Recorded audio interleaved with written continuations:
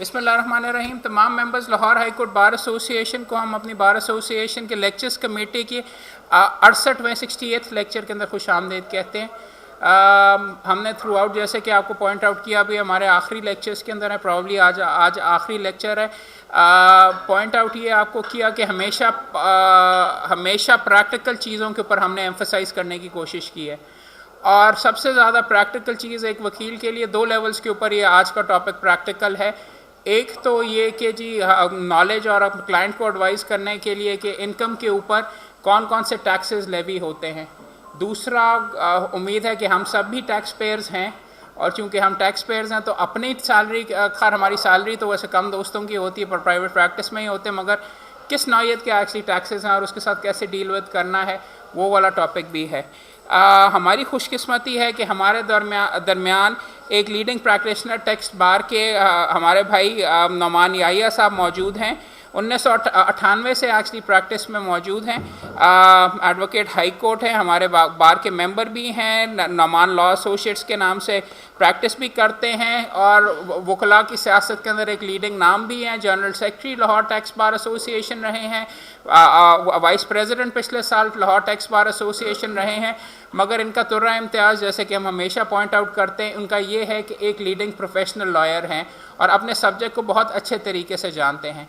तो नौमान भाई से हमने रिक्वेस्ट की, और आज आपके सामने नौमान भाई लेक्चर देंगे tax and deductions on salary. जी, ओवर टू नौमान भाई से please. Thank you sir. Screen बड़ी कर जी।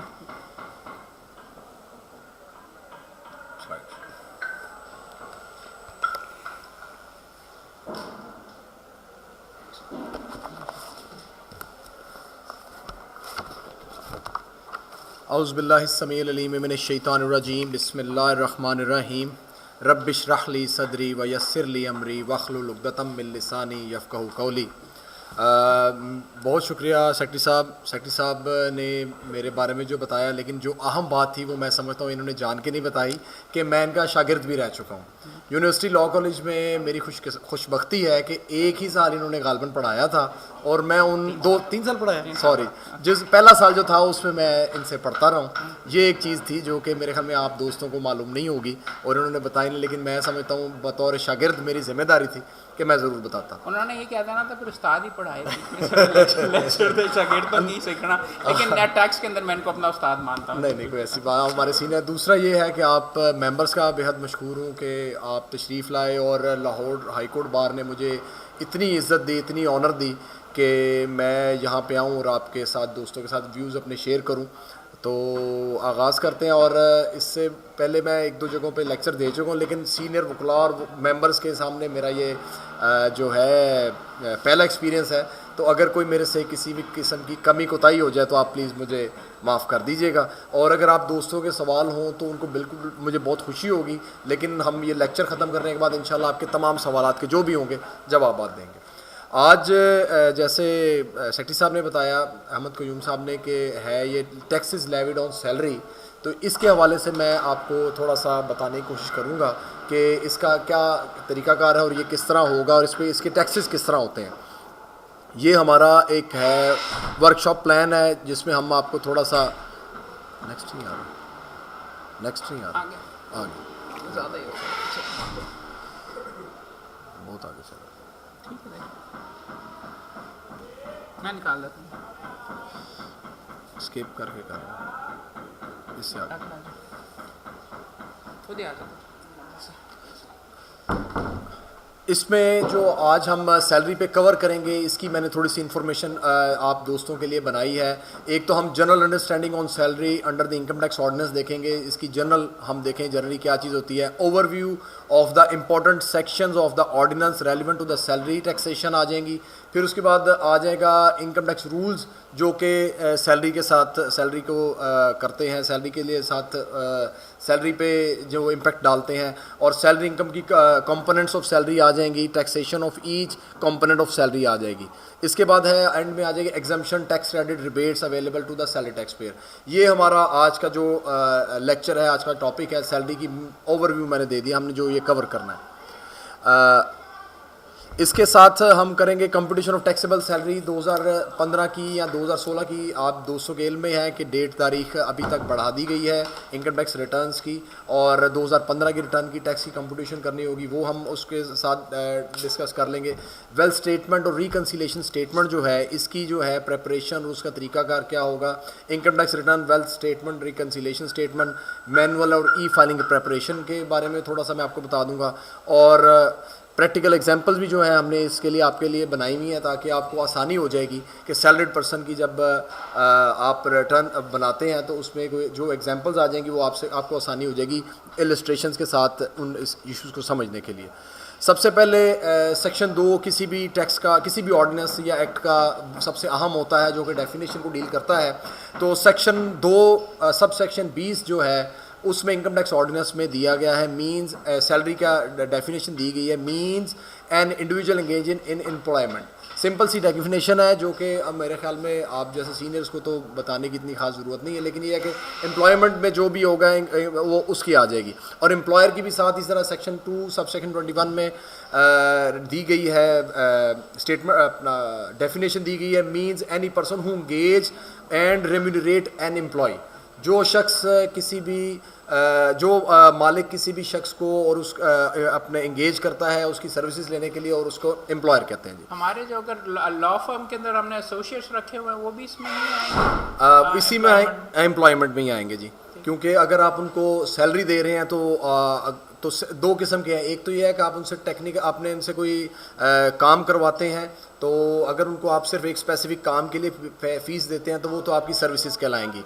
आपने सर्विसेज, जैसे हम एज ए वकील किसी को अपनी एडवाइस करते हैं, तो उसमें तो हमारा फाइनल टैक्स में आ जाए, वो मिनिमम टैक्स में आ जाएगा, टैक्स डिडक्शन हो जाएगी। वेयर जो दूसरा है आम सैलरी में ही आएगा। एम्प्लॉयमेंट सेक्शन जो है इसमें है डायरेक्टरशिप, और इसमें मज़ीद जो इसकी एलेबोरेशन है, डायरेक्टरशिप ऑफ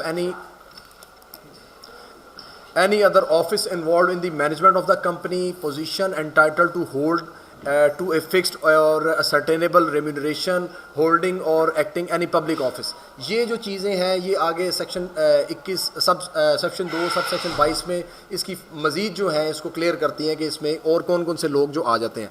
और बेसिकली ये हमने बनाया है कि एम्प्लॉयर एम्प्लॉई का जो एक रिलेशनशिप है उसके बारे में है कि ये पेयर और पेई के साथ जो भी चीज़ होगी वो, और जिसकी रेम्यूनरेशन जो दी जाएगी वो टैक्स की डेफिनेशन पीछे लिखा सरकारी एक्चुअली जो एम्प्लॉइज हैं वो भी इसके अंदर, वो भी इसी के अंदर आ जाए। हाँ जी, हाँ। अब ये डेफिनेशन से आ जाएंगे रेजिडेंट इंडिविजुअल। सबसे पहले तो देखने वाली चीज़ ये है कि कौन सा शख्स है जिसका जो टैक्स पे करेगा, और जो रेजिडेंट होगा नॉन रेजिडेंट उसकी टैक्स की कैलकुलेशन कैसे होगी। Present in Pakistan for a period of or periods amounting in aggregate of 183 days 183 days 83 days तक जो बंदा पाकिस्तान में रहेगा वो एक रेजिडेंट जो है पर्सन कहलाता है। वो रेजिडेंट आदमी है जो बंदा 183 दिन तक पाकिस्तान में रहेगा, उसकी जो टैक्सेशन होगी वो एज ए रेजिडेंट पर्सन होगी, जिसे आप कहेंगे वो पाकिस्तानी टैक्स के पर्पज़ के लिए पाकिस्तान में कहलाएगा जी। ठीक है जी। और एम्प्लॉई और ऑफिशियल ऑफ फेडरल और provincial government posted abroad in A tax year. अगर कोई भी पाकिस्तानी है बाहर, कुंडी लगा दें, जो भी पाकिस्तान में रहेगा उसको जो है वो बाहर भी अगर जाएगा तो उसकी भी एम्प्लॉयमेंट में ही रेजिडेंट इंडिविजुअल होगी। नॉर्मल टैक्स ईयर सेक्शन 74 है। अब हमें बताता है कि सबसे पहले हमने देख लिया, डेफिनेशन को देख लिया, हमने थोड़ा सा कॉन्सेप्ट बना लिया। अब हमने देखना टैक्स ईयर। एक शख्स की जो रिटर्न है वो उसने फाइल करनी होती है साल में एक दफ़ा, और उसका tax period normal tax year होता है जुलाई से लेके जून तक। तो रिटर्न तो चूँकि 2014 और 15 की अब जा रही है, जिसकी तारीख भी मैंने आपको पहले गुजारिश की, तो इस लिहाज से जुलाई 14 से लेके जून 15 तक का जो टैक्स पीरियड है ये नॉर्मल टैक्स ईयर कहलाता है, जो कि एक आम सैलरीड पर्सन के लिए होता है। और उसकी जो है ये सेक्शन 74 में उसकी पूरी तफसील दी गई है। और ये जो टैक्स ईयर होता है, नॉर्मल टैक्स ईयर, ये जो है ये कहलाता है, ये फाइनेंशियल ईयर कहलाता है टैक्स ईयर 2015। जिस फाइनेंशियल ईयर में आपने सैलरी लेनी है उस फाइनेंशियल ईयर को टैक्स ईयर जो है, जिस साल की आपने टैक्स की रिटर्न देनी है वो 2015 कहलाएगी। हेड्स ऑफ इनकम है। इसमें हेड्स ऑफ इनकम में मुख्तलिफ सेक्शन, मुख्तलिफ जो है ना इनकम टैक्स ऑर्डिनेंस के जब आप ओवरव्यू देखते हैं तो हेड्स ऑफ इनकम में मुख्तलिफ टाइप्स ऑफ इनकम जो हैं जिसकी डिस्कशन की जाती है या जिसका अहाता किया जाता है। इसमें सबसे पहला है सैलरी। सैलरी सेक्शन 12 से लेके सेक्शन 14 तक आते हैं। इनकम फ्रॉम प्रॉपर्टी आता है सेक्शन 15, 15A और 16, इनकम फ्रॉम बिजनेस आता है, इसी तरह कैपिटल गेन है और इनकम फ्रॉम अदर सोर्सेज है। ये डिफरेंट हेड्स ऑफ इनकम है जिनकी जो पूरे इनकम टैक्स ऑर्डिनेंस का अहाता करता है, और इन हेड्स के अंडर ही जो है टैक्स की रिटर्न्स के सारा इनकम टैक्स की चलती है, सारी जो भी मैकेनिज्म चलता है। अब इसमें साथ अभी मैं आपको एग्जांपल के साथ इनकी बताऊंगा सारी जो है कंपटीशन कैसे होगी जी।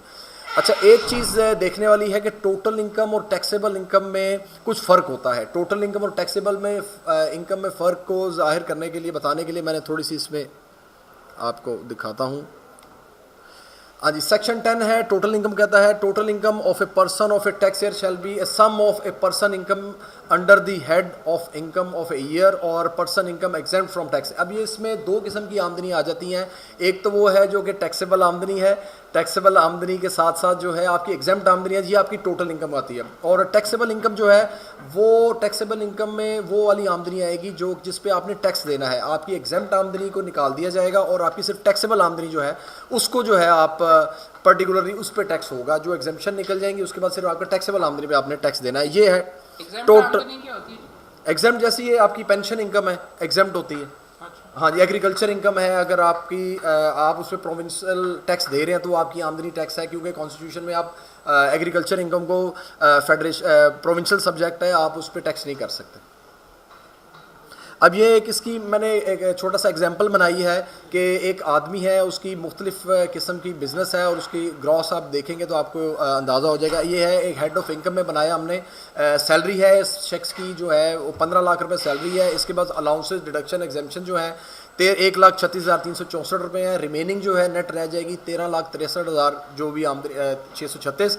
बिजनेस इनकम है उसने 8,50,000 रुपये की ग्रॉस उसकी इनकम हुई है। उसके ऊपर उसने 50,000 रुपये उसके एक्सपेंसेस हुए और रिमेनिंग जो है उसकी 3.5 लाख रुपये नेट आमदनी आ गई। प्रॉपर्टी इनकम है और 8 लाख रुपये जो है इसकी आमदनी आ गई और उसके हिसाब से उसने 1,60,000 रुपये उस पर खर्चा कर दिया, प्रॉपर्टी टैक्स दे दिया, रिपेयर वगैरह करवा ली तो 6,40,000 इनकी बन गई। कैपिटल गेन है, ये सेपरेट इनकम है। इसके कैपिटल गेन के आगे आपको एग्जांपल भी मैंने शुरू में भी बता दिया, आइंदा भी आगे भी आएगी चीज़।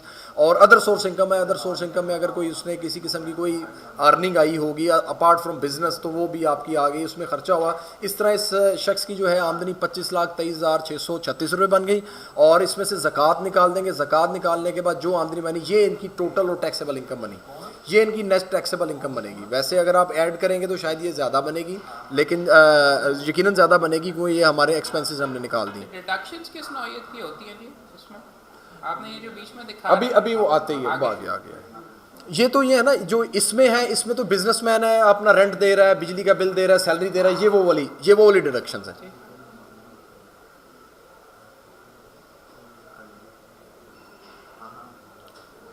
जी एग्जांपल है ये, जिस तरह हमने बताया टैक्सेबल सैलरी की और ज़कात एंड ज़कात पे अंडर ज़कात एंड इशर ऑर्डिनेंस में अगर हो तो इसके तहत आपकी जो 3,50,000 है ये आमदनी जो है आपकी रिड्यूस हो जाएगी।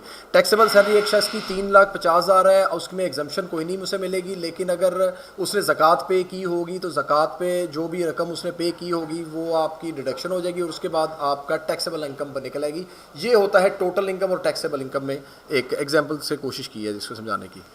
इसमें बनाते हुए जो है जब सैलरी की इनकम बनाते हैं तो एक मिनिमम टाइम स्केल जो आमतौर पे सैलरीड अपना सरकारी मुलाजिम है उनके लिए होता है, आमतौर पे प्राइवेट सेक्टर में नहीं होता है। मिनिमम टाइम स्केल ये होता है कि एक शख्स है जब ज्वाइन करता है एक अपनी ऑर्गेनाइजेशन या किसी डिपार्टमेंट को ज्वाइन करता है तो उसकी एनुअल इंक्रीमेंट लगती है। Annual increment minimum time scale के मुताबिक लगती है और जब वो 25,000 कोई भी फिगर से अगर उसके मिनिमम टाइम स्केल को पूरा कर ले तो उसका ऑटोमेटिकली एक अगले जो है स्केल में उसका चला जाता है। ये उसका मिनिमम टाइम स्केल का उसी के लिए होता है। बेसिक पे, बेसिक सैलरी, अलाउंसेस मिलते हैं आपको, परक्विजिट्स मिलते हैं और उसके अलावा सैलरी आ जाती है। जी प्लीज एक्सप्लेन करते जाइए बिकॉज़ हमें आपने बेसिक पे और बेसिक सैलरी में कोई फ़र्क नहीं है। शुरू में आपने हमारी तारीफ तो काफ़ी की थी कि हम बहुत हैं वगैरह, मगर टैक्स की साइड के ऊपर ज़्यादातर दोस्त प्रैक्टिस नहीं करते यहाँ पे, तो इसलिए रिक्वेस्ट ये है कि जो बेसिक भी चीज़ें हैं।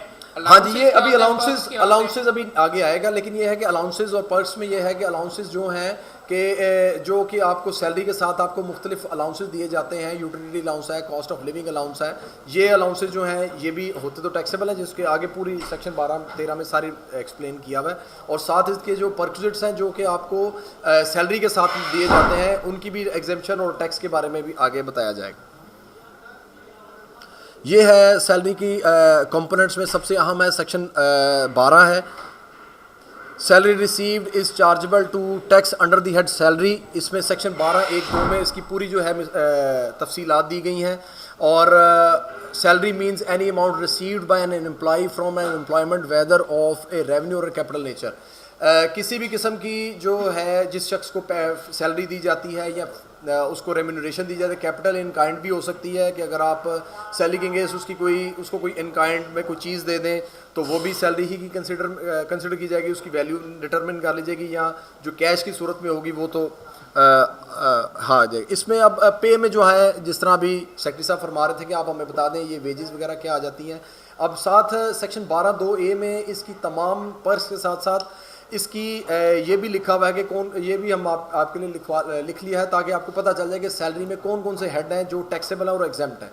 तो पे जो है टोटली टैक्सेबल होती है, जिस किस्म की भी तनख्वाह मिलती है। फिर उसके बाद वेजेस और other remuneration provided by an employ to an employ, अगर किसी भी किस्म की वेजेस सैलरी के साथ साथ डेली वेजेस है वो भी जो है पूरी टैक्सेबल होगी अगर उसकी टैक्सेबल सैलरी बनती होगी। सर आगे जाने से पहले सर ये थोड़ा सा बेसिक क्वेश्चन है, किस ने रिटर्न बीच में जमा करवानी है और क्या लिमिट है कि आपको इससे मैंने सारा शेड्यूल बनाया है सर, थोड़ा सा मुझे अच्छा, दे दें तो आप जो है ना, हाँ आप ज़रा थोड़ा सा, मैंने इसका सारा बनाया हुआ है, आप इंशाल्लाह ताला आपको सारी क्योंकि ये पहले बेसिक इन्फॉर्मेशन के बाद ही मैं उस पर आऊँगा इंशाल्लाह। ठीक है जी, वेजेस आ जाएंगी जी सर।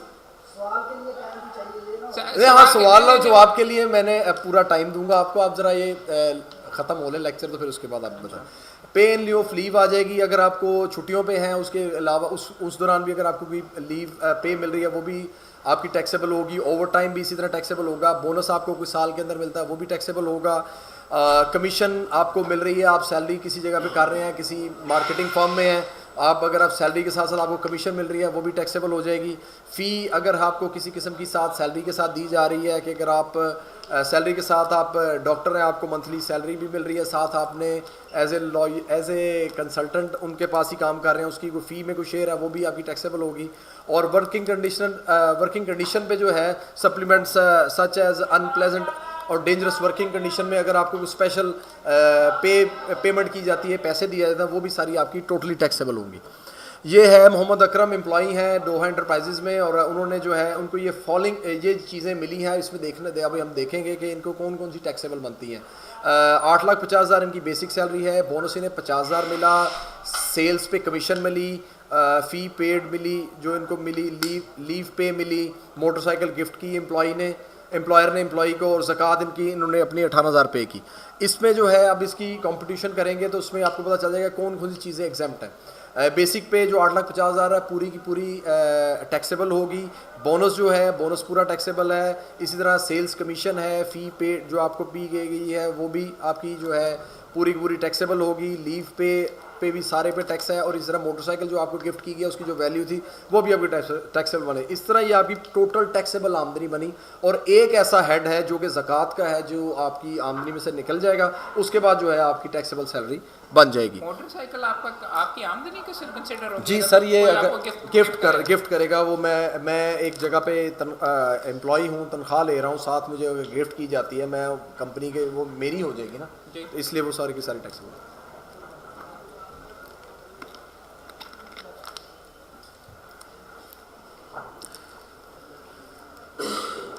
इसके अलावा सेक्शन 12 सबसेक्शन 2B है, any purchase whether convertible into money or not.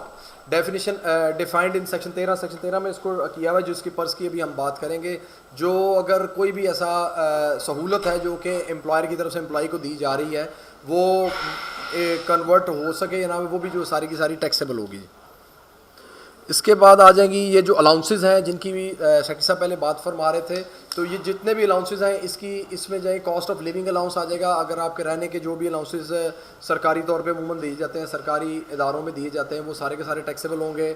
और सब्सिस्टेंस अलाउंस दिया जाता है, रेंट अलाउंस है, यूटिलिटी अलाउंस है, एजुकेशन अलाउंस है, एंटरटेनमेंट अलाउंस है, टोटली टैक्सेबल है if not for business purpose. अगर कोई एंटरटेनमेंट अलाउंस दिया जाता है बिजनेस के लिए नहीं है, ये सारे का सारा टैक्सेबल होगा। ट्रैवल अलाउंस है, एग्जेम्प्ट होगा। TADA रेफरेंस सेक्शन 12/1980 का सिर्फ एक ही वो इस है, वो उसमें सेक्शन सर्कुलर 12 में कहा गया है कि जो TADA जो होगा वो आपका एग्जेम्प्ट होगा, ये एग्जेम्प्ट आ गया। Any other allowance totally taxable if otherwise specified. और अगर कोई आपके सैलरी अपना जॉब से रिलेटेड कोई ऐसा आप काम कर रहे होंगे जिसमें अगर कोई ऐसा अलाउंस होगा वो आपको मिल जाएगा, जो कि आपकी सैलरी की जब आपका आप उनके साथ कॉन्ट्रैक्ट होगा उस वक्त अगर होगा तो वो एग्जेम्प्ट होगा, अदरवाइज वो टैक्सेबल ही होगा। Allowances solely expanded in performance of the employees duties of employment not become part of the salary. जो भी आपके अखराजात होंगे वो सारे के सारे जो हैं वो टैक्सेबल ही कहलाएंगे और ये इसकी पार्ट का हिस्सा होंगे। इसमें जो है एक ही ऐसा अलाउंस है जो कि आपको मिल सकता है सैलरी में, जो कि वो है पूरे का पूरा एग्जेम्प्ट होगा।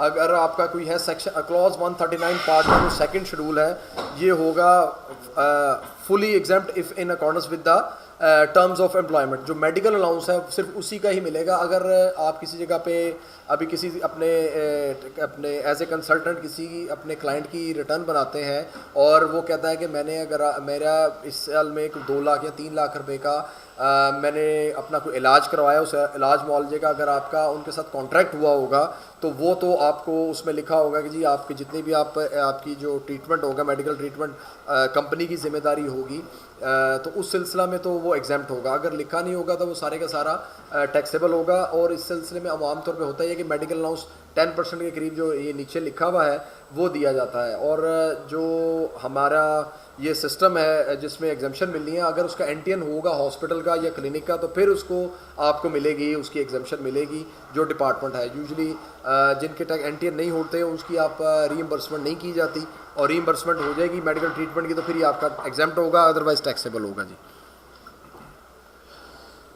Clause 39 part 1 second schedule, any special allowance or benefit not being entertainment or conveyance allowance or other purposes within a meaning of section 12 specifically granted to meet the expenses wholly necessary incurred in the performance of the duties of the office। Office की employment की होगी और उसके business के लिए कोई भी खर्चा जो भी दिया जाएगा टैक्स पेयर अपना उस सैलरीड पर्सन को, वो सारे का सारा एग्जेम्प्ट होगा और वो आपकी सैलरी का हिस्सा नहीं बनेगा जी। परक्विजिट्स का ये चीज़ें परक्विजिट्स होती है, परक्विजिट्स का क्या मतलब है?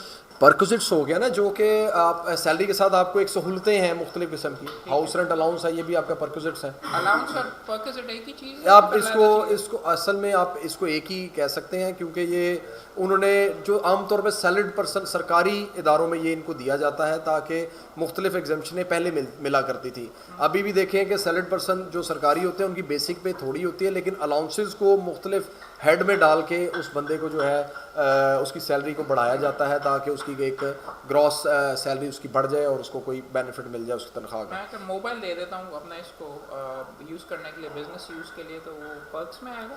वो इसका पर्क्स है। अगर वो बिज़नेस के लिए यूज़ कर रहा है फिर तो वो उसका है ही नहीं आपका, और अगर आप उसकी पेमेंट कर रहे हैं, एम्प्लॉयर उसके पेमेंट कर रहा है, फिर तो एक्सपेंस होगा कंपनी का। और अगर सिर्फ उसके पर्सनल यूज़ के लिए तो फिर जाहिर है उसकी पर्क्स है और उसको वो टैक्सेबल होगा, उसके लिए होगा। काइंड दोनों किस्म का हो सकता है, दोनों हो सकते हैं। अच्छा, इसमें ये एक एग्जांपल बनाई गई है। बेसिक पे 3 लाख रुपए है, बोनस 20,000 का दिया गया, हाउस रेंट अलाउंस है, कन्वेंस अलाउंस है, यूटिलिटी अलाउंस है, ये सारे जो है इसको साथ 36,000 इसको मेडिकल अलाउंस दिया गया। अब 36,000 है क्योंकि मैंने अभी लास्ट स्लाइड में आपको दिखाया था कि 10% तक आपको मेडिकल अलाउंस मिलेगा क्लॉज 139 के तहत पार्ट 2 ऑफ सेकेंड शेड्यूल।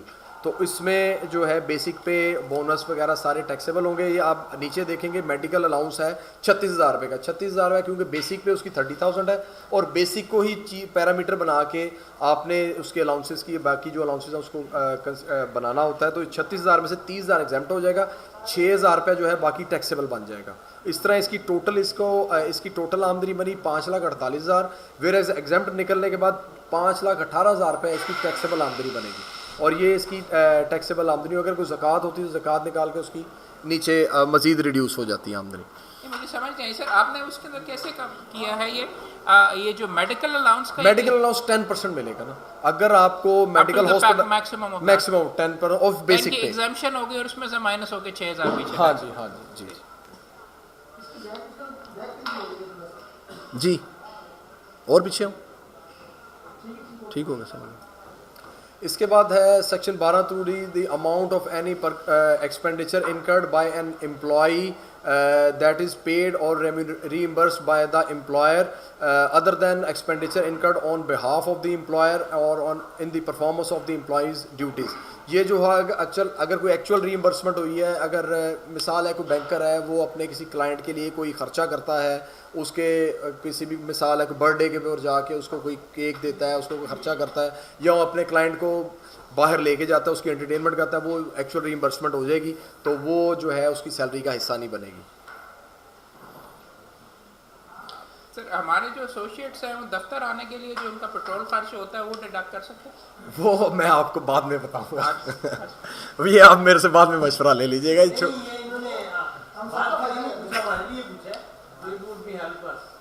बताइए।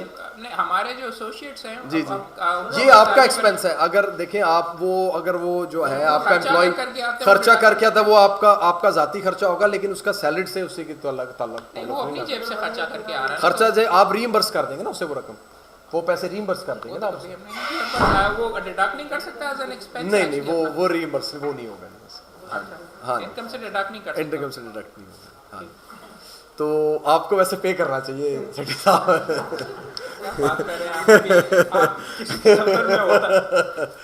अच्छा जी, इसमें ये एक एग्जांपल बनाई गई है, काशिम इंडस्ट्रीज में है, वो जो है ना उनको ये इसमें है, इसमें बेसिक पे इनको दी गई 8,50,000 रुपया, बोनस दिया गया है, मेडिकल अलाउंस दिया गया है, medical reimbursement as per terms of employment. अब ये देखिए उनको मेडिकल अलाउंस 90,000 रुपया दिया गया और रीइंबर्समेंट हुई है 1,10,000 रुपया। लीव पे है, ज़कात है। इसकी कैलकुलेशन कैसे होगी कि बेसिक पे जो है पूरी टैक्सेबल हो जाएगी, बोनस भी इसी तरह पूरा टैक्सेबल हो जाएगा, मेडिकल अलाउंस जो है पूरे का पूरा उनको टैक्सेबल हो जाएगा, और मेडिकल रीइंबर्समेंट जो है 1,10,000 की टर्म्स ऑफ एग्रीमेंट थी, टर्म्स ऑफ एम्प्लॉयमेंट थी, तो पूरे का पूरा 1,10,000 वापस दे दिएगा, लिहाजा वो उनकी टैक्सेबल आमदनी में नहीं आएगा। इसी तरह लीव पे है 48,200, ये सारे का सारा टैक्सेबल होगा। और जब हम अपनी टोटल और ग्रॉस बनाएंगे जी, 10% क्यों नहीं काटा? वो 10% इसलिए नहीं काटा क्योंकि मेरा एम्प्लॉयर के साथ एक हुआ है टर्म्स हुई है, एम्प्लॉयमेंट की एग्रीमेंट हुआ है कि अगर मैं बीमार होता हूँ तो मुझे आप रीइंबर्स करेंगे, मेरी हॉस्पिटलाइजेशन होगी तो मेरा इदारा मेरी हॉस्पिटलाइजेशन के खर्चे देगा, अगर हॉस्पिटलाइजेशन के खर्चे नहीं देगा तो मेरी एग्जम्पशन होगी, फिर मुझे ये पैसे नहीं मिलेंगे। मेडिकल अलाउंस फिर आपको मिलेगा 10% तक का। हाँ जी, हाँ जी, तो उसमें पूरे का पूरा टैक्सेबल, मेडिकल अलाउंस पूरे का पूरा टैक्सेबल होगा, पूरा टैक्सेबल होगा। अमाउंट और of profit in lieu of और इन एडिशन टू सैलरी और wages including any amount received, इसमें जो है ये उसके अलावा सैलरी के अलावा जो भी पैसे इसको मिलेंगे, कोई प्रॉफिट इसको शेयरिंग मिलेगी, वो सारी की सारी टैक्सेबल होगी। इनके टर्म्स ऑफ एग्रीमेंट में होता है कि अगर आपकी अगर आप हमारी सेल प्रमोशन में काम करते हैं तो हम आपका शेयर भी देंगे सैलरी के साथ साथ, तो वो पूरे का पूरा टैक्सेबल होगा।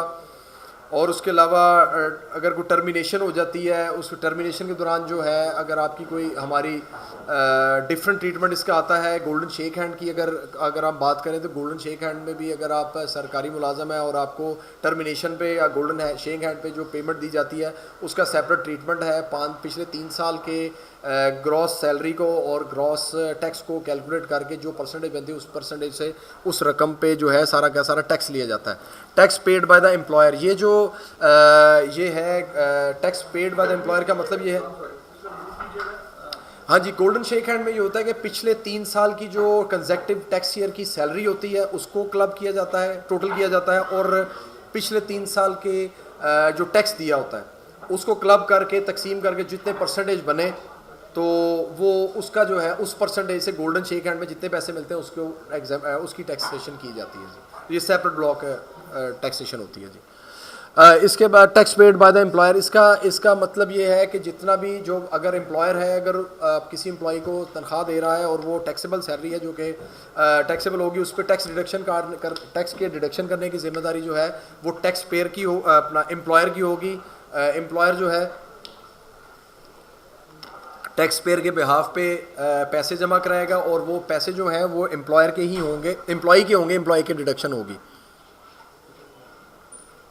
ये एक है, अगर आपका कोई एम्प्लॉयमेंट एग्रीमेंट होता है कि मैं जी मुझे आप सिर्फ टेक होम सैलरी दें, मेरी टेक होम सैलरी जो होगी मुझे आप जो है टेक होम सैलरी 87,000 दे देंगे और एनुअल सैलरी 10,44,000 है, मेरा टैक्स से गर्ज नहीं है, तो फिर इस सिलसिला में कैसे कैलकुलेशन होगी?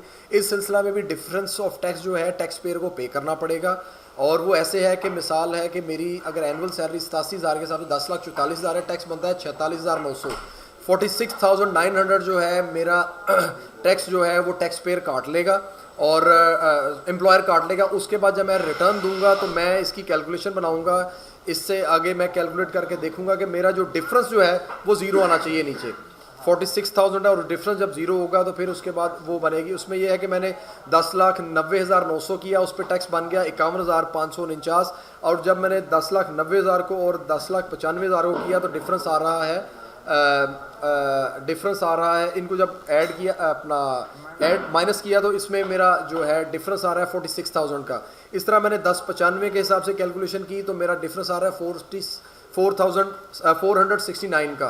फर्दर मैंने इसको इंक्रीज़ किया और आखिर में देखेंगे 10,96,111 की जब मैं टैक्स कैलकुलेशन करता हूँ तो टैक्सेबल इनकम और इनकम मेरी बराबर हो रही है और उसमें डिफरेंस कोई नहीं है। जब इनकम और टैक्सेबल इनकम बराबर हो जाएगी तो मेरा जो है ऐसे सूरत में जिधर मेरी टेक होम सैलरी का स्टेटस होगा तो मेरी टैक्सेबल सैलरी बनेगी 10,96,111, वेयर एज टैक्स की जो कैलकुलेशन है या जो एम्प्लॉयर ने मुझे दी है 10,44,000 हुई। इस तरह 46,000 में से 52,000 में से 46,000 निकाल देंगे, डिफरेंस जो होगा वो मैं पे करूँगा।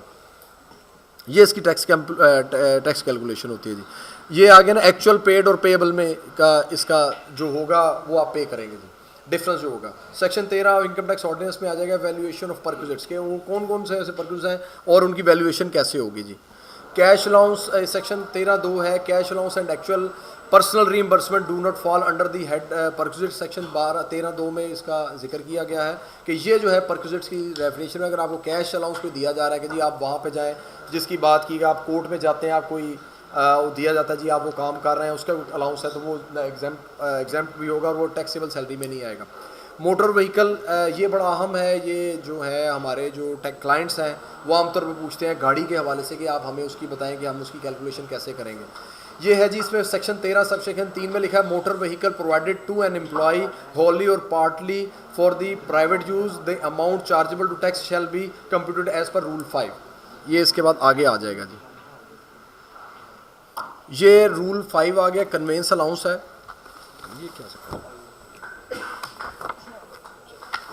नीचे आ रहा है value of the conveyance, value of the provided by the employer to the employ shall be taken equal to the amount as below. इसमें दो किस्म की होती हैं कि अगर गाड़ी व्हीकल दी जाती है उसके किस तरह होगा, partly for personal and partly official use. अगर कोई ऐसी वैल्यू गाड़ी दी जाती है जो पार्टली जो है पर्सनल यूज़ के लिए और इसी तरह ही पार्टली जो है ऑफिस यूज़ के लिए है, तो इसमें फेयर मार्केट प्राइस का 5% जो है वो उसकी टैक्सेबल आमदनी में उसको ऐड किया जाएगा।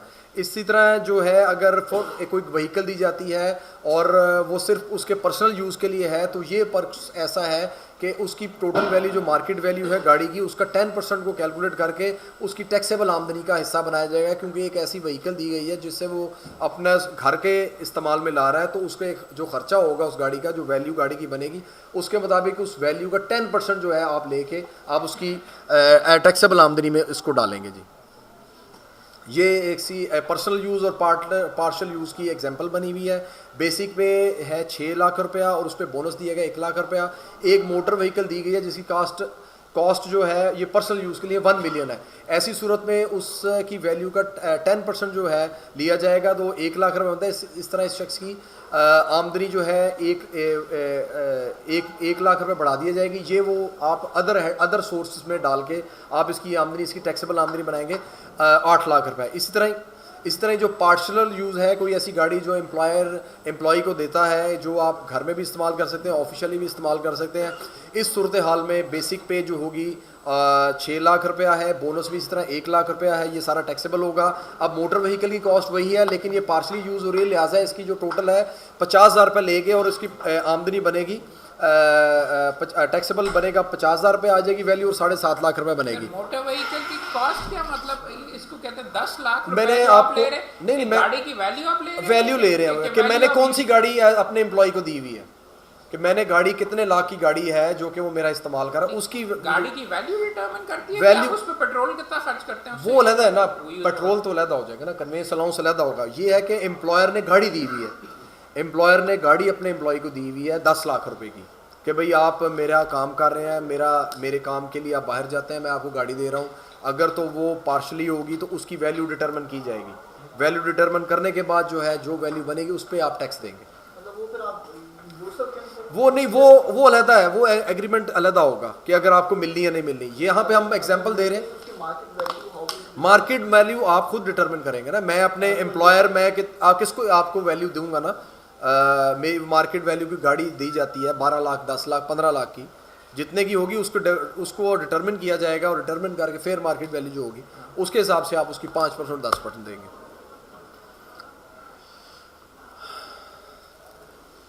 ये एक और एग्जांपल बनाई गई है, इसकी टैक्सेबल इनकम बनेगी। इसमें सूरत हाल ये है कि बेसिक पे इनको 8,50,000 रुपये दी जा रही है, बोनस दिया गया है, साथ vehicle provided by an employ for partial in November 2014, उस हिसाब से इसकी कैलकुलेशन होगी। और मेडिकल रीइंबर्समेंट है not in terms of employment, or medical allowance है ज़कात पे किया हुआ।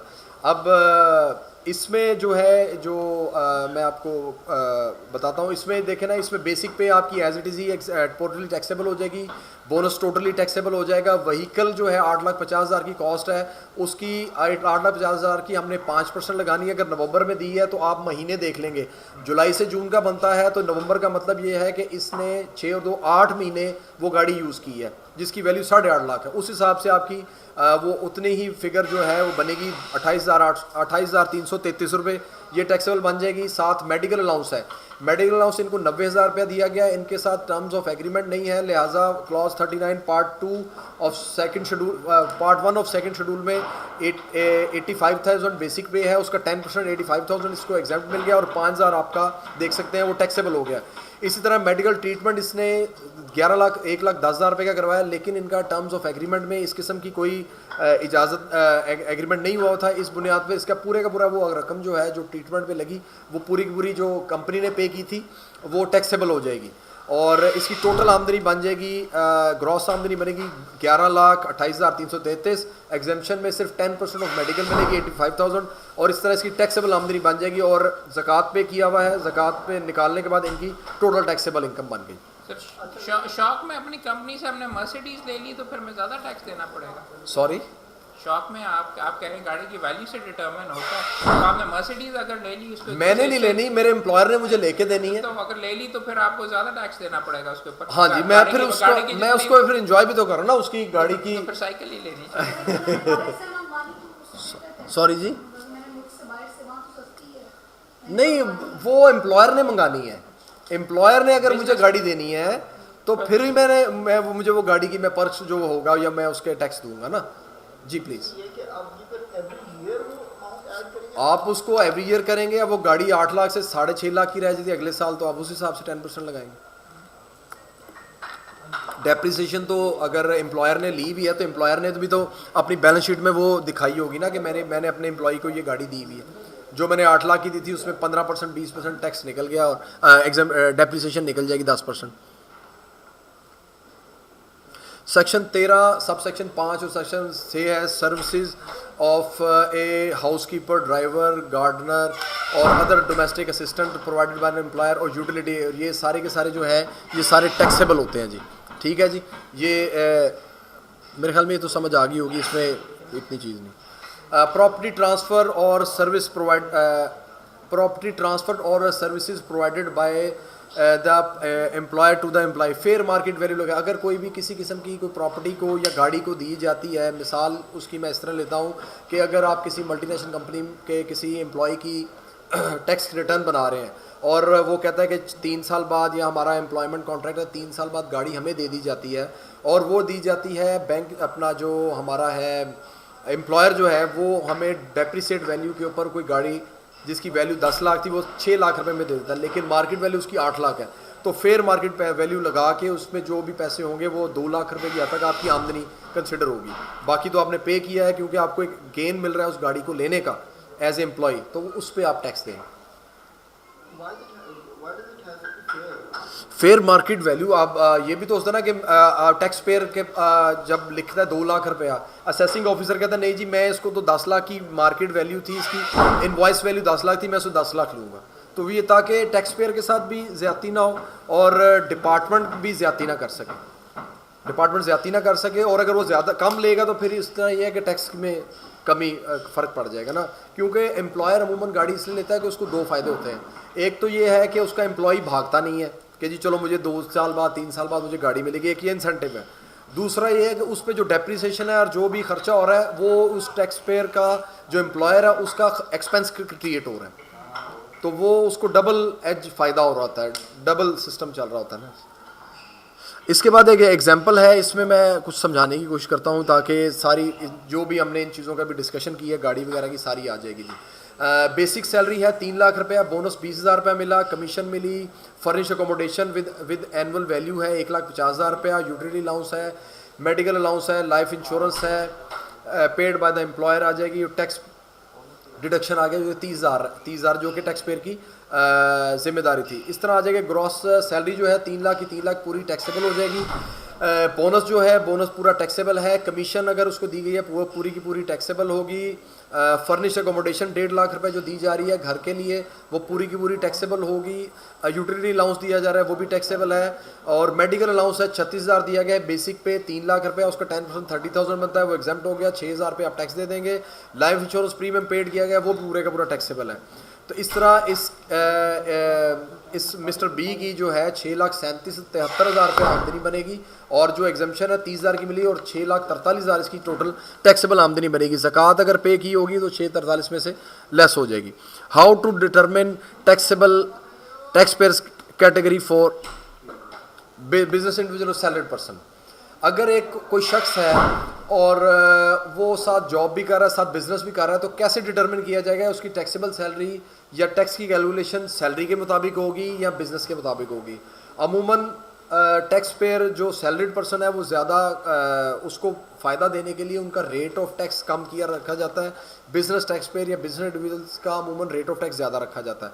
अगर दोनों इसलिए जो है अगर एक बंदा जो सैलरी भी ले रहा है साथ बिजनेस भी कर रहा है और दोनों की आमदनी को क्लब किया जाए तो जो 50% से ज़्यादा होगी तो वो वाला रेट लगेगा सैलरी का। मिसाल है कि एक बंदा है उसकी बिज़नेस आमदनी है 3.5 लाख रुपया और सैलरी से वो 4.5 लाख रुपये ला, दोनों को क्लब करेंगे। अगर 50% ज़्यादा बन रहा होगा सैलरी का तो सैलरी का रेट लगेगा। ये एक इंसेंटिव दिया गया है कि सैलरीड पर्सन को कि अगर वो कोई सैलरी कर रहा है साथ बिजनेस सैलरी ले रहा है साथ बिजनेस भी कर रहा है तो ऐसी सूरत में उसको एक इंसेंटिव देने के लिए ये काम किया गया है ताकि उसका रेट ऑफ टैक्स कम हो और उसकी कैलकुलेशन में रेट सैलरी का रेट लगेगा जी। अगर वो जाएगा तो बिज़नेस का रेट लगेगा। ये हमारे सेक्रेटरी साहब फरमा रहे थे 2014, 15 और आगे 16 का भी मैंने जो है इसकी कैलकुलेशन की है। 15 में जो है मुख्तलिफ रेट हैं, इसमें 11 जो है मुख्तलिफ स्लैब्स हैं जिसमें टैक्सेबल है। 4 लाख तक बेसिक एग्जम्पशन है 2014-15 में, उस पर कोई टैक्स नहीं है। 4 लाख से लेके 7.5 लाख पे 5% है, जो अमाउंट एक्सीड 4 लाख से कर जाएगी ज़्यादा। इसी तरह ही 7.5 से लेके 14 लाख पे रेट ऑफ टैक्स हैं, ये मुख्तलिफ हैं और इसका मैक्सिमम है अगर आप 7 मिलियन आपकी सैलरी 7 मिलियन से एक्सीड कर रही है तो 14,25,000 के बाद जो भी आपकी डिफरेंशियल या आगे अमाउंट होगी उस पर आप 30% टैक्स देंगे। ये है टैक्स ईयर 2014 और 15 के लिए। 2016 के लिए इन्होंने रेट ऑफ टैक्स थोड़ा सा फ़र्क किया है और इसमें सैलरीड क्लास को मज़ीद रिलीफ दिया है।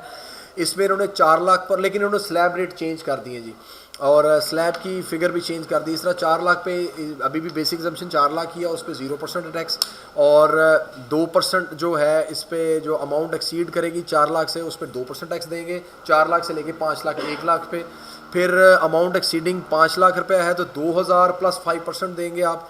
और where the total income exceed 7.5 से 14 लाख तक के दरमियान अगर आप सैलरी दे रहे हैं तो वो उस पर इसका 14,500 होगा प्लस फर्दर टैक्स हो जाएगा। इस तरह आखिर में आ जाएंगे। पहले 14-15 में 11 स्लैब थे, इस दफ़ा 12 स्लैब कर देंगे। अगर आपकी 7 मिलियन से इंक्रीज़ करेगी आपकी सैलरी तो 14,22,000 के बाद 30,000 रुपये टैक्स देंगे। अगर आप पिछली स्लाइड पे आएंगे तो 7 लाख पे आप दे रहे थे 30% और 14,25,000 टैक्स ही बन रहा था और 14,22,000 बन रहा है 7 मिलियन पे।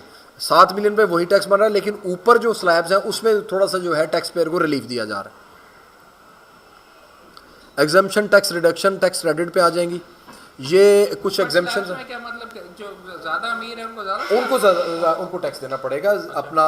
जो कम जिन सैलरी क्लास है लेकिन जो जिनकी सैलरी ज़्यादा नहीं है उनको रिलीफ दिया जा रहा है। 7 मिलियन से ऊपर पे मोर लेस वही है, चंद हज़ार का फ़र्क पड़ रहा है, लेकिन ये है कि 7 मिलियन से ज़्यादा पे टैक्स रेट 30% है।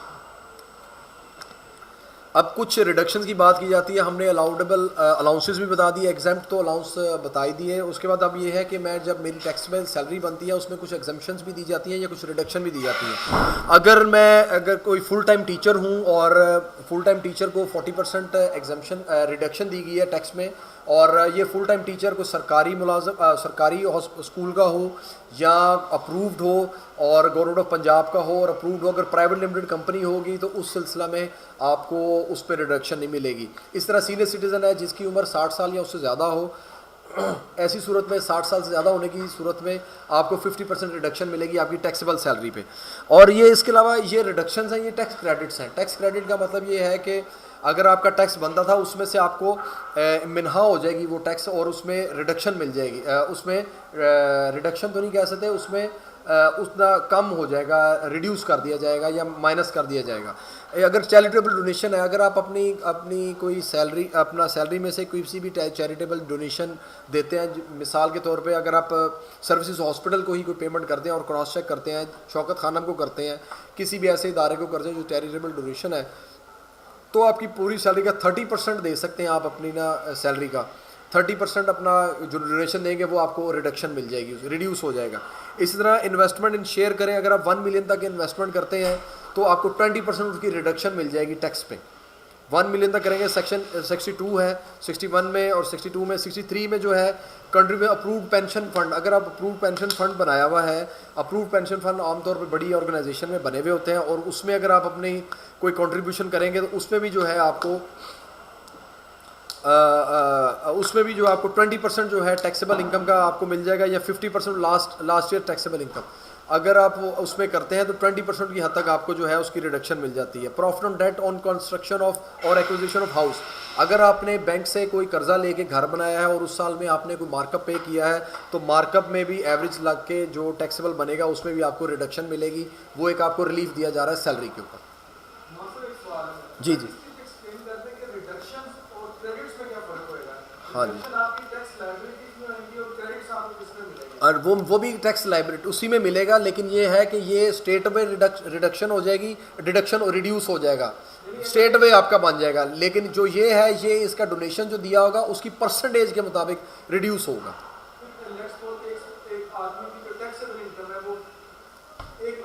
जी जी और वो फुल टाइम टीचर है, हाँ जी, तो उस पे अगर उसके अगर टैक्स लायबिलिटी जो बन रही है वो 1 लाख बन रही है और वो फुल टाइम टीचर है तो वो 40% रिड्यूस हो जाएगी स्टेट में।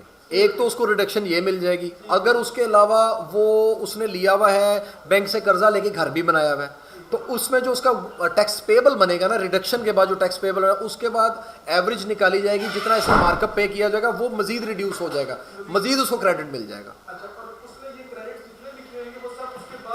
वो उसके बाद मिलेंगे और उसके बाद फिर वो टैक्स पे करेगा। जी जी जी ऐसे जीरो पे तो मुश्किल मेरा ख्याल है ना जाए, लेकिन ये है कि क्योंकि उसको एक परसेंटेज 20% तक मिलना है ना, 20% तक मिलना है मैक्सिमम। हाँ जी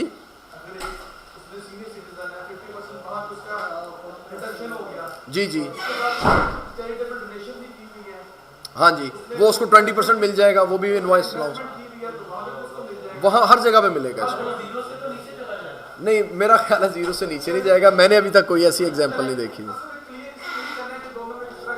हाँ जी, इस तरह पहले रिड्यूस करने के बाद जो बनेगा उसके ऊपर आपको मजीद रिडक्शन मिल जाएगी। जी जी, एग्जाम्पशन आ जाएंगी जी, एग्जाम्पशन एंड टैक्स रिडक्शन और टैक्स क्रेडिट जिसकी बात की। पेंशन जो है ये टोटली एग्जाम्प्ट है। पेंशन की जो है क्लॉज 8, 9, 12 और 13 है सेकंड शेड्यूल की, ये पेंशन से डील करती हैं। फिर उसके बाद president of Pakistan, chief of staff को इनको जो पर्क्सेस दिए जाते हैं वो सारे एग्जाम्प्ट हैं। क्लॉज 51, 52, 53 है। जजेस को जो पर्क्स दिए जाते हैं, उनकी जितनी भी यूटिलिटीज़ हैं सारी की सारी एग्जाम्प्ट होती हैं। उनके ड्राइवर, हर चीज़ जिस तरह की हमने आम अभी बात की है, आम बिजनेसमैन की उसको गाड़ी दी जाती है, सारे एग्जाम्प्ट होते हैं इनको।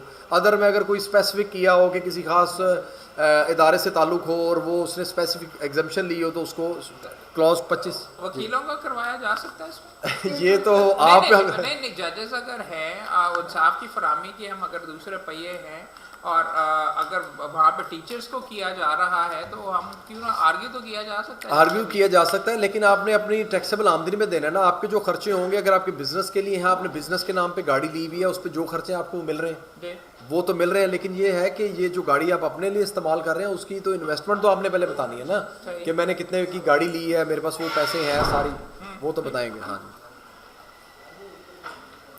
With holding tax deposit statement certificates section 149 है जो कि डील करता है कि every prescribe person for paying salary to an employ. अब ये हमने पहले बात कर ली एम्प्लॉय की, अब ये एम्प्लॉयर की बात हो रही है। जो भी तनख्वाह सेक्शन पेमेंट की जाएगी एम्प्लॉयर की तरफ से बताएगा, सेक्शन 149 में लिखा हुआ है कि उसकी जितनी भी पेमेंट होगी वो टैक्स पेयर जो है, एम्प्लॉयर जो है, एम्प्लॉय की डिडक्शनें जो हैं 61, 62, 63 की जो मैंने आपको अभी पीछे बताई टैक्स रिडक्शंस की और क्रेडिट्स की, वो करने के बाद उसका सालाना जो है माहाना बुनियादों पे टैक्स डिडक्शन करेगा और उसकी माहाना बुनियादों पे जो है डिडक्शन होने के बाद जो भी है उसको सैलरी दिया करेगा। और जो इसका शेड्यूल जो है पार्ट 1 जो मैंने अभी दिखाया था, टैक्स ईयर 2016 के लिए 12 मुख्तलिफ जो हैं हेड्स वो हैं स्लैब्स हैं और 14 और 15 के लिए 11 स्लैब्स हैं। उस स्लैब्स के मुताबिक उसकी डिडक्शन होगी। और ये जो है इसकी डिडक्शन जो हैगी टैक्स क्रेडिट की जो है वो एडमिसिबल जो होंगी 61, 62, 63, 64 को इसकी एडजस्टमेंट देने के बाद जितनी डिडक्शन होगी वो टैक्स की डिडक्शन की जाएगी। और ये सारा एम्प्लॉयर की जिम्मेदारी होगी टैक्स डिडक्शन करना। Adjustment bye the employer with holding tax on telephone और मोबाइल, ये आप इसका डिक्लेरेशन लेगा एम्प्लॉई से कि ये मैं ही यूज़ कर रहा हूँ तो ये डिडक्शनें मिल जाएंगी। लेकिन प्रैक्टिकली ऐसे हो रहा है कि डिपार्टमेंट ये अब इनकी डिडक्शन को नहीं मान रहा और एम्प्लॉयर जो है अपनी आपको सेव करने के लिए आमतौर पे नहीं करते। फिर with holding tax on motor vehicle पे अगर आपको टैक्स होगा वो आपकी सैलरी में एडजस्टमेंट हो जाएगी। Tax paid eight the time of registration of vehicle, अगर जब गाड़ी नई मोटर व्हीकल जो आप अपने नाम से खुद खरीदते हैं उस पर जो पेमेंट हुई होगी वो हो जाएगी। Tax deduction on cash withdrawals पे जो डिडक्शन होती है उसके ऊपर भी आपकी एडजस्टमेंट वो आपको ले लेंगे। बच्चों की फ़ीस अगर 50,000 से ज़्यादा हो एनुअल मंथली फ़ीस तो उस पर भी जो डिडक्शन होती है वो भी आपको हो जाएगी, उस एडजस्टमेंट मिल जाएगी। Tax paid on function and gathering और टैक्स क्रेडिट्स, और इस टैक्स जो फंक्शन गैदरिंग या जो टैक्स क्रेडिट होगा ये आपको एडजस्टमेंट मिल जाएगी सारी की सारी अपनी जो आप रिटर्न फाइल कर रहे हैं उसमें आपकी टैक्सेबल इनकम में। Deduction and deposit of tax, deduction on monthly basis होगी at the time of payment. ये टैक्स पेयर एम्प्लॉयर की जिम्मेदारी है कि जिस वक्त तनख्वाह दे उस वक्त ही तनख्वाह में से उनकी रकम मिनहा करे और मिनहा करके वो रकम दे। और टैक्स एम्प्लॉयर के ऊपर ये भी लायबिलिटी है with in 7 days from the end of the each weekend in on every Sunday, जो है हर संडे के बाद 7 दिन के अंदर जब भी उसने जिन एम्प्लॉयज़ को या वैसे भी किसी को भी पेमेंट है 7 दिन के अंदर उसकी जिम्मेदारी है कि वो डिपार्टमेंट में पैसे जमा कराए। अगर जमा ना कराए तो पेनल्टी लगा सकता है डिपार्टमेंट। और ये गवर्नमेंट डिपार्टमेंट्स के लिए भी सेम डे उनके लिए ये रूल बनाया गया कि आप 40 तौर पे सेम डे ही आप अपनी रिटर्न फाइल जितने भी पैसे आप काटें सेम डे बैंक में डिपॉजिट कराएं। ये फाइलिंग ऑफ मंथली स्टेटमेंट, अब एम्प्लॉयर की जो जिम्मेदारी है उनकी बात की जा रही है। ये पहले हमने सारी एम्प्लॉय की बात कर ली। जो टैक्स पेयर है, जो एम्प्लॉयर है जिसने टैक्स रिडक्शन किया है वो पहले तो 7 दिन के अंदर पेमेंट जमा कराएगा। फिर जब महीना ख़त्म होगा उसके 15 दिन के अंदर 165 की स्टेटमेंट फाइल करेगा। 165 की स्टेटमेंट फाइल करने पे वो डिपार्टमेंट का मंथली बेसिस पे रिकॉर्ड दाता जाएगा कि कौन कौन से एम्प्लॉई इस बंदे के हैं जिसका टैक्स रिडक्शन हुई है। और एक एनुअल एम्प्लॉयर जो है स्टेटमेंट भी फाइल करेगा। एनुअल स्टेटमेंट भी डिपार्टमेंट को देगा कि मैंने इस साल में किस किस मुलाजम को कितना टैक्स काटा है, कितनी रकम का उसको सैलरी दी है और उसका अगर डिफरेंस होगा वो भी देखा जाएगा। फाइलिंग प्रोसीजर जो है ई फाइलिंग है। पहले 2014 और 2015 तक के लिए 14 तक के लिए तो ये था कि अगर आपकी 4 लाख से 5 लाख के दरमियान सैलरी तो आप मैनुअल रिटर्न फाइल कर सकते हैं। ये हाल ही में 10 अगस्त 2015 को SRO दिया गया 791 2015। इसमें यह है कि हर एवरी टैक्स पेयर जो है वो अपनी अर्निंग जो सैलरी टैक्सेबल इनकम ले रहा है वो ऑनलाइन रिटर्न फाइल करेगा, मैनुअल रिटर्न वो फाइल नहीं कर सकता। Certificate of tax deposit rule 42 का सर्टिफिकेट जो है प्रेस्क्राइब रूल है, इनकम टैक्स ऑर्डिनेंस में दिया गया है। उस प्रेस्क्राइब रूल के मुताबिक जो है वो एम्प्लॉयर जो है वो ड्यूटी बाउंड है कि जो टैक्स डिडक्शन हुई है उसका टैक्स का डिडक्शन का एनुअल सर्टिफिकेट देगा और ये with in 15 days of the end of the financial year देगा। और हर साल जो फाइनेंशियल ईयर जिसका मैंने बताया था जुलाई 2014 से जून 2015 यानी कि जुलाई से लेके जून तक का जो फाइनेंशियल ईयर है उसमें जो है वो रूल 42 का टैक्स का सर्टिफिकेट जो प्रेस्क्राइब रूल है रूल्स में दिया गया है उसका देने का पाबंद है और 15 दिन के अंदर तो देने का पाबंद है ताकि जो सैलरीड पर्सन है वो अपनी रिटर्न फाइल करने के लिए जो भी है तैयारी कर ले। Penalty for non filing of return ओब्लिक स्टेटमेंट्स, ये बड़ी अहम चीज़ है। As a consultant as a lawyer हमें पता होना चाहिए कि जो भी शख्स रिटर्न फाइल नहीं करता या हमारे पास आता है वो हमसे पूछता है कि कौन कौन सी पेनल्टीज़ हमने पे करनी है, तो उसके लिए ये बड़ी अहम चीज़ है। ये आ जाएगी सब्स्टिट्यूटेड फॉर्म है 0.1% for tax payable for each day of default subject to the minimum penalty of 5,000 and a maximum of 25% of the tax payable in respect of a tax or that tax year। उस साल का 25% आ गया या 1% जो भी higher होगा वो लिया जाएगा। उसके अलावा से लेके वो है हमारे पास 25% लिया जाएगा या 1% लिया जाएगा। और दूसरी हमारे पास है यहाँ ऐसे भी हो सकता है 0.1% tax payable in respect of that tax year for each day of default subject to maximum penalty 50% of tax payable provided that if the penalty work out as aforesaid is less than 20,000 rupees or not tax is payable for that tax year shall paid a penalty of 20,000 rupees. अगर उसकी minimum penalty जो है अगर 20,000 rupees से कम बनती है तो उसको मिनिमम 20,000 देनी पड़ेगी, लेकिन ज़्यादा होगी तो वो ज़्यादा भी पे करनी पड़ सकती है। ये एक पेनल्टी है, ये बहुत ज़्यादा एक डेटरेंस के लिए मैं समझता हूँ बनाया गया है। इसमें ऑलरेडी हाई कोर्ट और सुप्रीम कोर्ट की जजमेंट्स हैं कि पेनल्टियाँ का मकसद जो है टैक्स पेयर को हरासा करना नहीं है बल्कि एक डेटरेंस करना है। और अगर वो टैक्स पेयर की रिटर्न लेट होने की बुनियाद पर अगर पेनल्टी बनती तो पेनल्टी ना ली जाए, बल्कि वो क्योंकि उसने रिटर्न फाइल कर दिया, अपना ड्यू टैक्स पे कर दिया, पेनल्टी माफ़ कर दिया। लेकिन ये आम तौर पे आप उनको बता सकें कम से कम 25,000 रुपये पेनल्टी जो है आपको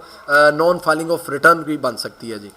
इसी तरह पेनल्टी जो है 115 की स्टेटमेंट 165 की स्टेटमेंट जो कि एम्प्लॉई ने देनी है वो 5% मिनिमम पेनल्टी है। इसको 50,000 से रिड्यूस करके SRO 978 के तहत 2013 में कर दिया गया था। 10,000 मिनिमम पेनल्टी है, लेकिन ये मैक्सिमम पेनल्टी लाख रुपए में भी बन जाती है। आजकल हमारे पास नोटिस आ रहे हैं डिपार्टमेंट की तरफ से कि आपने लेट फाइलिंग ऑफ रिटर्न की वजह से आपने 165 की स्टेटमेंट नहीं फाइल की, अगर आपकी 5 मिलियन की भी प्राइवेट लिमिटेड कंपनी बनी है तो उन पर 20-20 लाख रुपया जो है उन्होंने पेनल्टी डाली है, जो कि एक बड़ा मसला बना हुआ है। इसमें जो है 165(1)(a) में हाल ही में ट्राइब्यूनल की एक जजमेंट आ चुकी है जिसमें उन्होंने कहा उसमें उसी का जजमेंट का हवाला दिया गया है कि आप इनसे मिनिमम पेनल्टी लें, इनका मकसद यहाँ से रेवेन्यू नहीं जनरेट करना। अगर एक प्राइवेट लिमिटेड कंपनी है काम ही नहीं कर रही तो उसके ऊपर पेनल्टी किसी टैक्स पे होगी। अगर टैक्स ही नहीं पे करने वाला तो पेनल्टी लेने का जवाज़ नहीं बनता।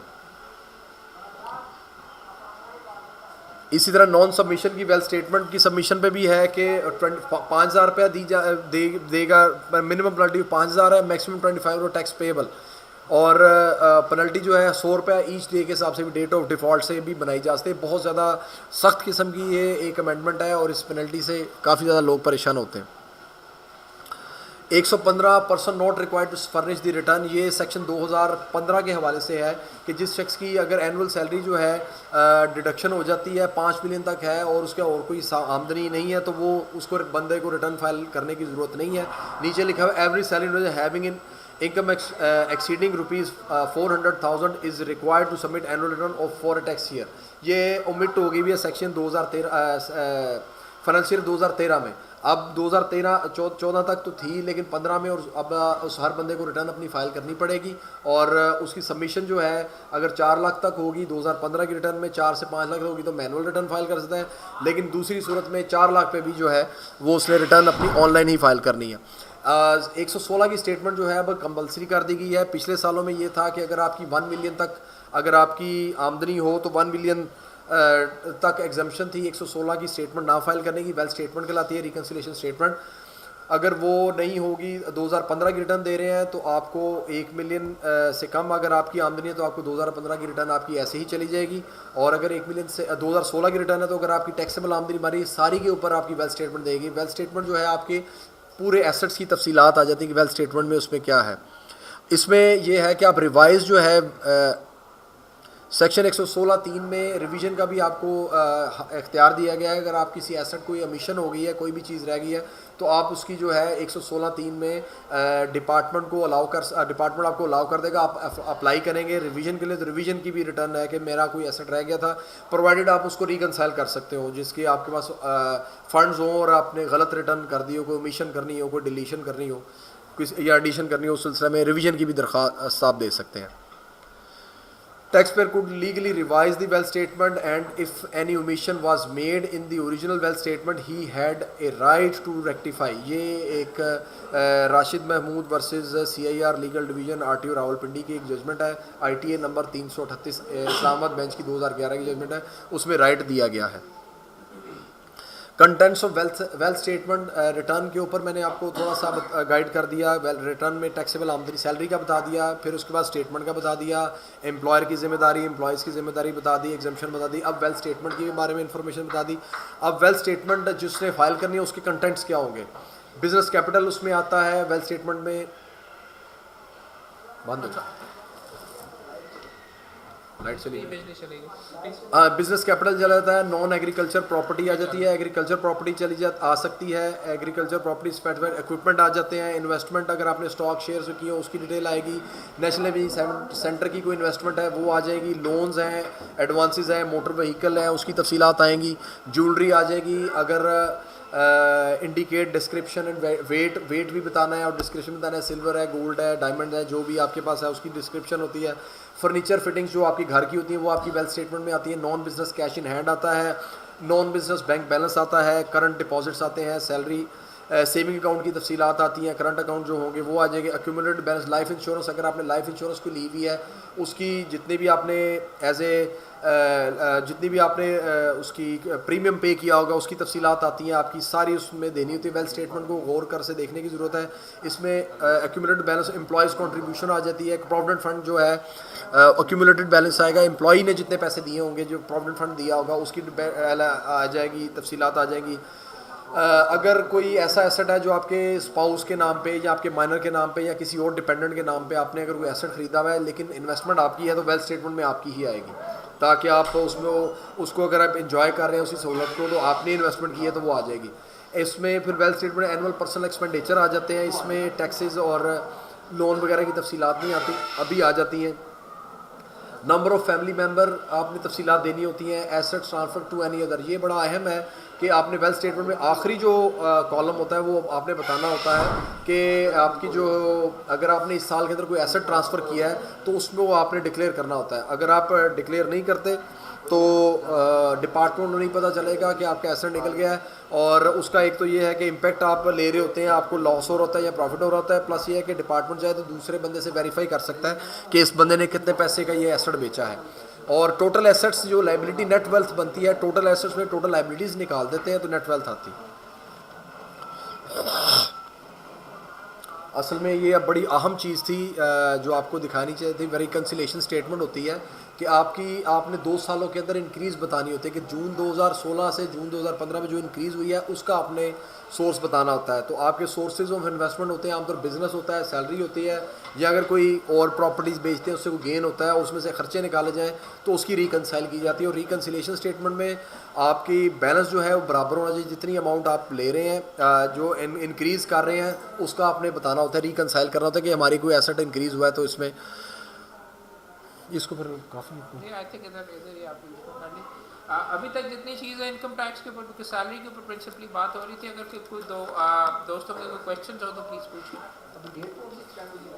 29 फरवरी साल 29 फरवरी का 29 तारीख तक आपकी है जी। इसमें वेल्थ स्टेटमेंट और रिकन्सिलेशन स्टेटमेंट में बनाने का तरीका जो है वो यही है जो कि मैंने आपको उसमें बता दिया, और लेक्चर अल्हम्दुलिल्लाह तकरीबन कंप्लीट हो गया है। अगर आपका किसी दोस्त का कोई सवाल जवाब हो तो आप मुझसे पूछ सकते हैं। तो ये एग्रीकल्चर इनकम पे आपने कहा टैक्स जी रिटर्न आप नहीं भरते, जी जी जी तो जब आपके बच्चे स्कूलों में पढ़ रहे हैं तो आपकी फीस से इनकम टैक्स डिडक्ट कर लेते हैं, जी जी। तो आप रीइंबर्स कैसे करवाएंगे? एग्रीकल्चर में उसमें ये है कि आपने अगर एग्रीकल्चर इनकम टैक्स दिया होगा तो आप अपनी नील एग्रीकल्चर इनकम की नील की रिटर्न देंगे। उस नील रिटर्न में आप लिखेंगे कि इस साल में मैंने इतना टैक्स भी दिया है प्रोविंस को, और मेरा कोई सोर्स नहीं है। साथ अपनी वेल्थ स्टेटमेंट लगाएंगे, अपनी अगर आपने ठेके पे ली हुई है उसकी तफसीलात देंगे, अगर आपकी अपने एसेट है एग्रीकल्चर लैंड है उसकी तफसील देंगे, और जो फिर जो रकम बनेगी उसको आप एग्जम्पशन क्लेम करेंगे, रिफ़ंड क्लेम करेंगे। रिफ़ंड डिटर्मिन होगा, रिफ़ंड डिटर्मिनेशन के बाद आप उसकी जो है सारी जो है ना रिफ़ंड डिटर्मिनेशन के बाद आप उसको आप उसका रिफ़ंड डिटर्मिन करवाएंगे, फिर उसके बाद आप एप्लीकेशन देंगे, एप्लीकेशन प्रोसेस होने के बाद आपको रिफ़ंड मिल जाएगा। ये कहने में बहुत ही आसान है, लेकिन डिपार्टमेंट से टैक्स लेना अनफॉर्चुनेटली बहुत मुश्किल, ख़ास तौर पे 3 4 5 साल से ऐसे ही हो रहा है। चलो, लेकिन ये जो इनकम टैक्स रिटर्न भरने पे वकीलों को पैसे दिए जाते हैं, हाँ जी, ये रिटर्न नहीं होते? ये तो एज ए वकील मेरी कंसल्टेंसी है, मैं साल के बाद जिसने करवाई है वो बिजनेस इनकम जो है ना, बिजनेसमैन जो है, बिजनेसमैन वो उसमें आपको अपने एक्सपेंस क्लेम करता है, बिजनेसमैन अपना एक्सपेंस क्लेम करता है। हाँ जी, अगर एग्रीकल्चरिस्ट भी कोई बनवा रहा है तो उसमें खर्चा, लेकिन वो जो क्लब करके बता रहा होता है एग्रीकल्चरिस्ट, वो अपना नेट आमदनी बता रहा होता है।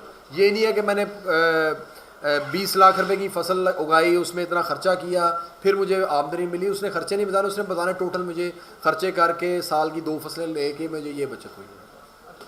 4 लाख मिनिमम है, अब ये अगर टैक्सेस के रिडक्शन करके अगर उनसे दूसरी करा जाए तो फिर भी मैंडेटरी है फाइल करना? मैं समझा नहीं आपका सवाल। मतलब अगर 4 लाख मिनिमम है ना, कि आपने कहा 4 लाख तक अगर आपकी एनुअल सैलरी है तो आपने टैक्स नहीं देना, आपने रिटर्न फाइल भी नहीं करनी। लेट्स सपोज अगर ज़्यादा है जी जी, और टैक्सेस अगर आपने पे कर दी हैं और वो उसके नीचे चली गई अमाउंट, नेट अमाउंट 4 लाख से, फिर भी आप वो जाएगी नहीं ना। अगर 4,10,000 रुपये भी आपकी आमदनी है तो आपने सिर्फ 10,000 रुपये थोड़ा सा टैक्स देना है 2% के हिसाब से। अगर 2016 की रिटर्न है तो वो 2% के हिसाब से 10,000 रुपये मेरा 2 रुपये बनेगा टैक्स, या 20 रुपये बनेगा, 10,000 20 रुपये बनेगा। तो वो 4 लाख से नीचे किसी सूरत में नहीं जा। ये हो सकता है कि आपने की 4,10,000 आमदनी है, लेकिन आपकी डिडक्शन हो गई है, उस साल आपने गाड़ी ली है, उस साल आपने गाड़ी का टोकन लगवाया, उस साल आपका मोबाइल का बिल है, उस साल आपकी कैश विड्रॉल्स पे 236P में डिडक्शन हुई है, तो उस सूरत में आपका जो टैक्स होगा, आपके बच्चों की फ़ीसें हैं तो बच्चों की फ़ीसों पे टैक्स कटा हुआ है, वो सारी जब क्लब करेंगे आपका रिफ़ंड बन जाएगा। लेकिन आपको बताना पड़ेगा कि आपकी 4 लाख आमदनी है, 4,10,000, आपका पैसे कहाँ से हैं उसको भी आपने एक्सप्लेन करना है, जो कि वेल्थ स्टेटमेंट में होगा। आपके पास कुछ पैसे होंगे, कुछ सेविंग होगी, आपने कोई प्रॉपर्टी बेची होगी, आपको वो चीज़ें क्लब करके बतानी पड़ेगी। Questions please.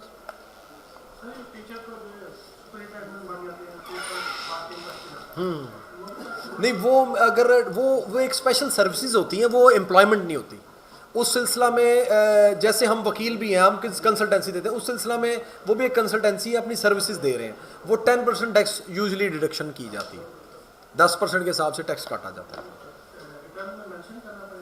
हाँ जी, वो टैक्स में मेंशन करेंगे। 153(1)B के सेक्शन 153(1)B के तहत टैक्स की डिडक्शन होती है। अगर ऐसे अगर कोई पेपर वगैरह मार्किंग वगैरह चेक करते तो उसमें टैक्स काटते हैं, और अगर आप फाइलर नहीं होंगे तो 15% डिडक्शन होगी जी। ये जो प्राइवेट स्कूल्स हैं, अब ये जो रेगुलेटेड हैं गवर्नमेंट से, उनके लिए नहीं, रेगुलेटेड नहीं, एक ये है कि आपको अप्रूवल लेनी पड़ेगी डिपार्टमेंट से, इनकम टैक्स से, कि जी ये नॉन प्रॉफिट ऑर्गेनाइजेशन है, प्रॉफिट एंड लॉस बेसिस पे नहीं चल रहे, तो फिर वगरना नहीं। और ये सिर्फ सरकारी स्कूलों को, टीचर्स को, और इसमें जो है डिसेबल्स की भी एडिशन हो गई हुई है 2015 में, 50% रिडक्शन है। वो मेरे ख्याल में इसमें नहीं लिखा हुआ था, वो 2016 से ये अब जो साल रिटर्न लोगों ने दी है उसमें भी उन्होंने लिया है रिलीफ, 50% रिलीफ डिसेबल्स को भी। हाँ जी, रिटायर्ड भी हैं डिसेबल्स को 50% रिडक्शन दी गई है। ये बहुत अच्छा एक मैं समझता हूँ इकदाम है। सर एक क्वेश्चन है कि जो सैलरीड पर्सन अगर किसी को हायर कर रहा है एज ए कंसल्टेंट अपने रिटर्न के मामला जी जी ऐसे ही सवाल उन्होंने किया था, उसमें वो डिडक्शन नहीं होगी, वो तो सैलरी के ऊपर उसने दे दिया, हम उसकी जान छोड़ गई। वो इस तरह नहीं है कि वो सैलरी लेने के लिए तो नहीं कोई कर रहा ना। रेंट पे ऐसे होता है कि मैंने रेंट प्रॉपर्टी किराए पे दी, लेकिन मेरे पास मुझे मेरा टेनेंट पैसे नहीं दे रहा, तो इस सिलसिला में तो ये है कि वो वकील को फीस दे रहा है, वो उसके अखराजात में से निकल आएगी, रिड्यूस हो जाएगी। सैलरी में ऐसा नहीं होगा जी। अच्छा हाँ, आप खुद पूछते काशिफ साहब, हमें खुशी होती। काशिफ मंजूर साहब हमारे भाई हैं, मैंने स्पेशल रिक्वेस्ट की थी वो तशरीफ लाएं। आपको काफ़ी फ़ैन क्लब आज आया हुआ है और लेकिन इसके बावजूद मैं ये कहना चाहूँगा, चलो सर मेरे ख्याल में कंक्लूड कर आखिरी एक बात छोटी सी, नबी पाक सल्लल्लाहु अलैहि वसल्लम की एक हदीस है सही मुस्लिम से, हज़रत अनस बिन मालिक रज़ी अल्लाह ताला अन्हु से रवायत है कि फरमाते हैं कि रसूलुल्लाह सल्लल्लाहु अलैहि वसल्लम ने फरमाया, जन्नत तकलीफ़ों से घिरी हुई है और जबकि दोज़ख नफसानी ख्वाहिशात से घिरी हुई है। तो इसके लिए हमें इसकी भी तैयारी करनी चाहिए। दुनिया के मामला हम करते हैं लाजमी, इसके लिए भी हमें कोशिश करनी चाहिए कि जो तकलीफ़ों से घिरी हुई है इसके लिए हम कोशिश करें ताकि हमें आगे जाके आसानी हो जाए। यहाँ पे दुनिया में तो हम बड़ी आसानी से गुजार लेंगे अपने नफ्स के हिसाब से, लेकिन इसकी भी कोशिश करनी चाहिए। बहुत शुक्रिया जी, जज़ाकल्लाह, बहुत शुक्रिया। नीचे अस्सलाम वालेकुम रहमतुल्लाह लिखा हुआ था, वो पता नहीं इसमें नहीं लिखा हुआ आ रहा। तो खुदा हाफिज़ कहिए। अल्लाह हाफिज़ जी, अल्लाह हाफिज़ जी, बहुत शुक्रिया सर। किसी मेंबर को भी जी सर, किसी मेंबर को भी अगर Lahore high court bar association सबसे बड़ा कॉम्प्लीमेंट ये दे सकता है कि उसको बैठ के एक्चुअली तकरीबन 1.5 घंटे के लिए बैठ के उसको सुन लें। और हम सब यहाँ पे प्रोफेशनल्स मौजूद हैं, मगर अगर किसी को हम एक्नॉलेज करते हैं और उनको बैठ के सुनते हैं तो sir this is the highest compliment Lahore high court bar association can pay anyone, so it's an honour for us to actually have you sir. बहुत शुक्रिया। मैं भी बेहद मशकूर हूँ कि मुझे ये मौका दिया गया, और जैसा ये अभी आपका माशाल्लाह हमारा ही बार का ये पहला फंक्शन यहाँ पे हो रहा है, ये मेरे लिए भी एजाज़ की बात है, और कि ये पहला फंक्शन इस हॉल में हो रहा है और अल्लाह ने मुझे चुना, और मेरे लिए बड़ी, और मेरे ख्याल में हमारी इनका वैसे भी लास्ट ही फंक्शन नहीं और ये वैसे हॉल तो इसके लिए नहीं बना था, लेकिन इमरजेंसी में शुरू कर दिया आप सारों को आने। अब एक चीज़ मैं एंड में कहना चाहूँगा, प्लीज़ आपकी इजाज़त से, आज हमारा 68वां लेक्चर था और प्रॉब्ली आज हमारा आखिरी लेक्चर था, बिकॉज बाकी अब साल हमारा बीच में ख़त्म हो रहा है।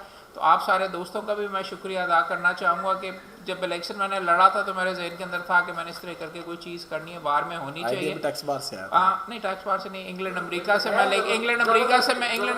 मैं लेके आया था, वहाँ पे भी होता था, वहाँ पे रेगुलर नहीं। ये बहुत अच्छा जी, ये हाई कोर्ट की हिस्ट्री में भी मेरे गालबन पहली दफ़ा ऐसा हुआ है कि इतने ज़्यादा माशाल्लाह आपकी शफ़क़त है। उम्मीद और दुआ यही है कि किसको कहते हैं आगे भी कंटिन्यू करेगा इंशाल्लाह। करवाना वैसे थोड़ा सा मेरे लिए मुश्किल था, बिकॉज 2 घंटे रोज़ निकालने पड़ते हैं और खुद यहाँ पे आके बैठ के करना पड़ता है, लेकिन आप सारों को मैं इस चीज़ का शुक्रिया अदा कि मैं काफ़ी पढ़ा लिखा सेक्रेटरी अब बन गया हूँ 68 लेक्चर सुनने के बाद। आई होप आप भी इंजॉय करेंगे। फेसबुक के ऊपर ये सब कुछ अवेलेबल है सर। जी सारे अवेलेबल हैं। मेरे सारे लेक्चर्स ऑलरेडी बीच में मैंने ऑनलाइन बीच में अवेलेबल कर दिए हैं। मैं कोशिश करूंगा आखिरी लेक्चर इन सारे लेक्चर्स का एक ओवरव्यू ऐसे कर दूं। But once again sir thank you sir, मुझे भी बहुत मज़ा आया आप सारे दोस्तों के साथ करने। बहुत शुक्रिया, थैंक यू। सर एक जॉइंट तस्वीरें हो जाएंगी प्लीज़ सर।